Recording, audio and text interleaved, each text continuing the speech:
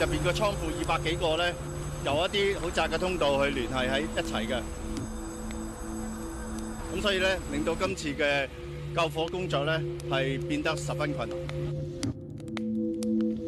呢棟大廈咧係60年代去建造嘅，當時嗰個法例咧並冇要求呢一類嘅工業大廈有灑水系統嘅設置嘅。哭出的眼淚，讓我過去過不去，漆黑中粉碎。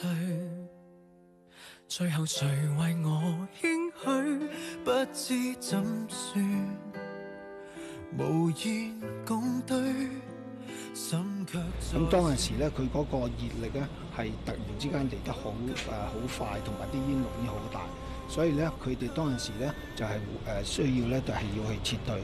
但喺個撤退嘅過程裡面咧，個同事佢個同袍咧出嚟係唔見到阿張隊長張耀升先生咁因為執行職務啦，執行滅火救援職務而因公殉職。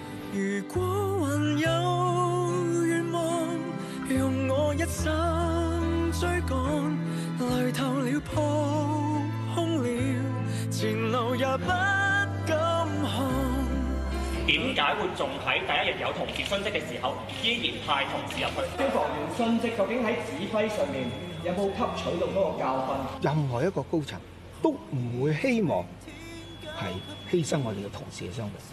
我做咗處長2年幾，我今年37年，我面對最大嘅困難就係要同啲家屬講呢件事。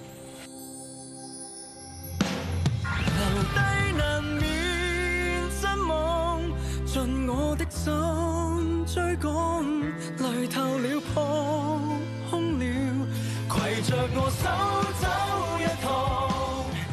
我希望市民明白，任由呢一座工業大廈不斷嘅焚燒，而唔去處理，唔係負責任嘅做法。希望署方真係作出一個檢討，究竟係咪呢件衫令到啲同事產生呢個熱衰竭嘅現象，定係個火警現場嘅環境令到佢咁？沿途為我默默抱起你雙手不放，逐人回頭看，怎會從來得一雙這樣愛？當世事圓缺，逐人重回首。